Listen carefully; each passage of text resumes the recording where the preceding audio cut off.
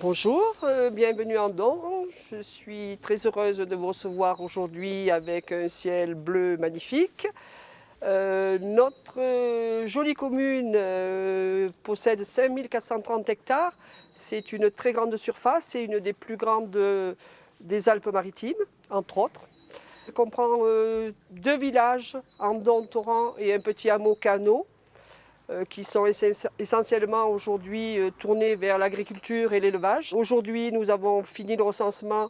Nous sommes à 650 habitants, donc il y a quand même une population qui est en hausse et qui vient chez nous pour tous les, disons pour tout ce qui est les avantages et puis aussi pour un environnement et une vie qui est quand même beaucoup plus agréable et qui nous sort des stress de la ville.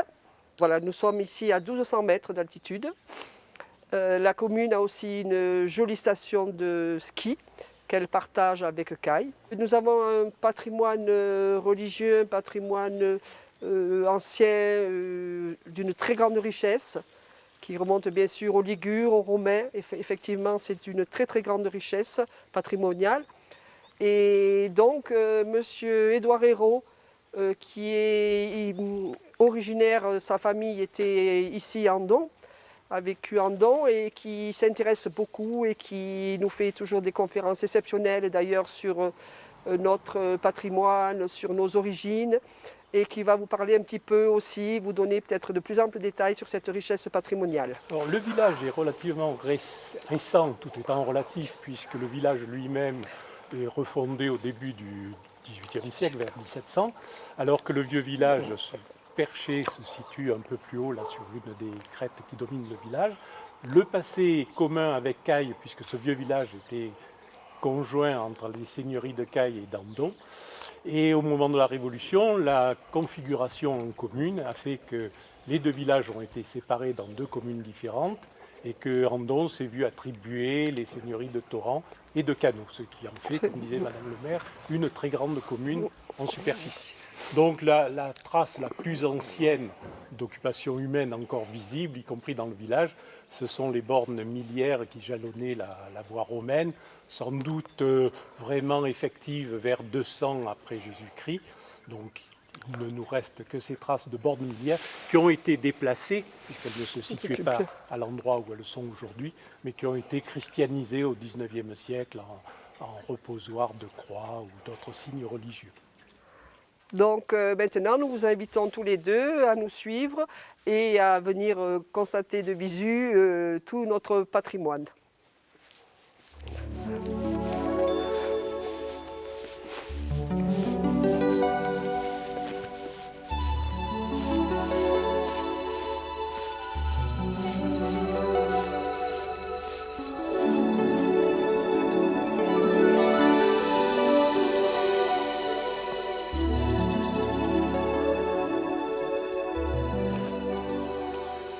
Voilà, donc une des bornes miliaires déplacées sans doute au XVIIIe, XIXe siècle et qui a été christianisée. Elle a été sciée et elle sert de reposoir à cette croix.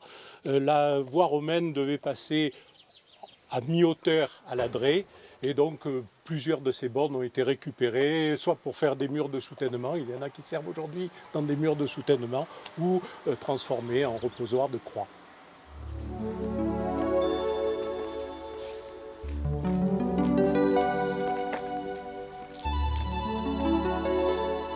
Donc la borne figure les traces les plus anciennes dont on dispose dans le village, bien qu'elles ne soient pas en place exactement. Et presque en face, nous avons une des maisons les plus anciennes du village au moment où il reprend sa position de village au début du XVIIIe siècle, vers 1700. Et on peut voir sur ce linteau la date de 1708, sans qu'on soit sûr que ce ne soit pas un linteau récupéré d'une maison plus ancienne. En tout cas, dans le village actuel, c'est la maison qui porte la trace la plus ancienne. Dans le village, on peut passer sous des passages voûtés, sur lesquels il y a quelques dates anciennes, 1793, ici, sur cette pièce. Et puis, le village est construit entre deux voies qui permettent de circuler à l'intérieur, celle au-dessus du village et celle en dessous du village. Donc le village récent vers 1700-1750 est de ce côté et le vieux village se situe sur le sommet qui domine le village actuel et qu'on peut apercevoir à travers sa matérialisation par une croix de bois. Et donc là nous sommes devant le lavoir qui constituait l'abreuvoir à bestiaux. Donc il y avait des marches qui lui permettaient aux animaux d'accéder aux abreuvoirs et à côté il y avait un bassin pour le lavage du linge, pour les lavandières. Et cette eau arrive de la fontaine publique qui est à l'arrière, qui elle-même est approvisionnée par une source qui a été captée sans doute au XVIIIe siècle sur l'autre versant et qui fait que le village était jusque-là sans eau puisque situé du mauvais côté par rapport aux sources. Donc ce lavoir ancien a été restauré il y a une dizaine d'années. Dans le village, il n'y a plus de bêtes, il y a plus parce qu'avant, chaque habitant avait des vaches, des cochons, des petits moutons, et ils venaient se boire ici à l'abreuvoir après être partis dans les pâturages. Donc on a fait restaurer ce lavoir, qui est aussi un petit peu abandonné par les lavandières, mais enfin bon, il y en a quelques-unes l'été qui viennent rincer leur linge. Nous sommes devant l'église lorsque le village a été refondé vers 1740. C'est autour de cette église-là qui reprenait le saint titulaire du vieux village perché, Saint-Hilaire. Donc la chapelle Saint-Hilaire était isolée quand l'habitat a été dispersé. Tout a été regroupé dans l'église paroissiale lorsqu'elle est refondée, donc vers 1740. Alors cette église a sûrement subi des dégradations pendant la Révolution et elle est reconstruite en grande partie avec les pierres du vieux village en 1821. C'est la date qui est sur le portique d'entrée de l'autre côté de l'église. On a sur le côté gauche les fonts baptismaux qui visiblement proviennent du vieux village perché qui a donc été déplacé au moment de la refondation de la paroisse. Le chemin de croix il a été restauré il y a plus d'une dizaine d'années.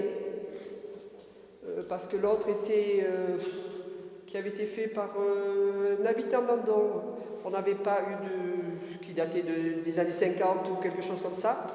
Et à l'époque, sur Sainte-Ban, il y avait une jeune femme qui peignait, donc elle a refait à l'identique l'ancien chemin de croix qui périclitait parce qu'il devenait humide ou quoi. Et donc depuis, on a ce chemin de croix. Voilà, mais cette église dédiée à Sainte-Claire on l'a réhabilitée un peu cette année. On a commencé un petit peu donc à réhabiliter, à refaire les peintures. Il faut encore faire quelque chose un peu sur les murs. En fait, elle est déjà en meilleur état. Là. Et on a surtout fait mettre un chauffage parce que c'est pas toujours très facile de venir assister à la messe. Et tous ces travaux, bien sûr, on peut les réaliser avec l'aide du conseil départemental qui nous subventionne et qui est toujours à notre écoute.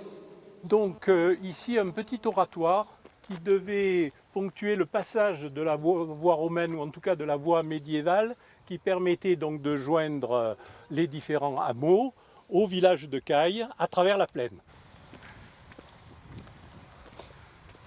Alors ce qui est aujourd'hui la colonie de vacances de Cagnes-sur-Mer a été précédemment un château-hôtel ou un hôtel-château comme on veut au moment de l'essor de la station de Torrent, donc à la fin du 19e siècle et au début du 20e. Et précédemment, c'était une de ces bastides de notables qui avait marqué la réoccupation de ce territoire d'Andon avant que le village soit refondé en 1740. Nous voilà sur le site de Lodiberg, de notre belle station de Lodiberg, que vous voyez aujourd'hui enneigée. C'est fermé parce qu'en semaine, après les vacances, il y a un peu moins de monde, mais c'est ouvert le week-end. Et les jours de férié et bien entendu le mercredi pendant l'arrêt de la scolarité. Cette station a été construite dans les années 60, 61, 62, avec effectivement où il n'y avait rien. Et petit à petit, les bâtiments sont construits. On a commencé bien sûr par le Christiania, puisque ces personnes étaient donc partie prenante. Il y avait à l'époque, c'était des privés qui avaient mis en construction cette station avec ce téléski là, voilà, qui perdure et qui, pour le plus grand plaisir des familles. Voilà, c'est une station familiale, très agréable et très conviviale. Donc nous sommes au pied de Torrent, où l'on voit la première phase des grandes seigneuries qui ont précédé la station, avec le château des 4 Tours, ici, le château des Théas au premier plan ici, et juste derrière, ce qui a été à la base du lancement de la station, le grand hôtel de Torrens qui est construit en 1896-98. À l'arrière, le col de Blaine qui a été jusqu'en 1718 une des frontières entre la Provence et le comté de Nice. On est là devant la façade du château des Quatre Tours qui appartient à la famille Fanton depuis à peu près 1500-1550 et en continuité jusqu'à nos jours puisqu'il est toujours la propriété d'un membre de cette famille qui a acheté donc une portion de seigneurie de Torrens et a également acheté la seigneurie d'Andon, d'où le patronyme complet qui est Fanton d'Andon puisqu'ils ont acquis également au début du XVIIIe siècle la seigneurie d'Andon.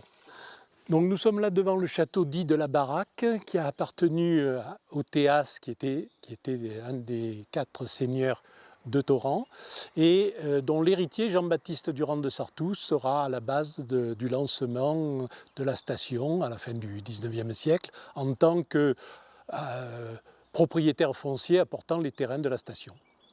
Donc ici on est au centre de la station de Torrens, si on peut dire, avec d'une part, ce qui caractérise un peu l'architecture des bâtiments du début du XXe siècle, avec ce style de toit en pagode, parce qu'on était au temps de la mise en valeur de l'Indochine par la France. Sur ce côté, on a eu le deuxième hôtel construit par la société climatérique de Torrens, qui était l'hôtel du Parc, et qui a abrité, dans les années 1905-1906, les officiers russes convalescents après la défaite de la Russie contre le Japon en 1905.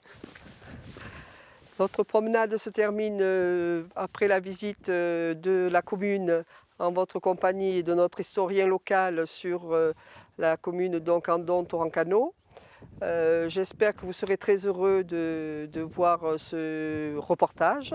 Je vous remercie de votre venue, ça a été un plaisir. Je suis très heureuse de partager avec vous tout ce qu'on peut vous offrir sur notre commune. J'espère aussi et je souhaite que ça donnera envie à de nombreuses personnes de venir nous rencontrer, de venir passer, ne serait-ce que même l'été, de venir en randonnée, en promenade sur le massif de l'Audiberg, où vous aurez des restaurants, de fameux restaurants aussi, qui seront heureux de vous accueillir. Vous aurez aussi avec notre voisine qui fait partie du massif de l'Audiberg, la Moulière, avec le télésiège accès à du VTT, à une via Souterrata, à une acrobranche magnifique. De nombreuses promenades sur toute la commune.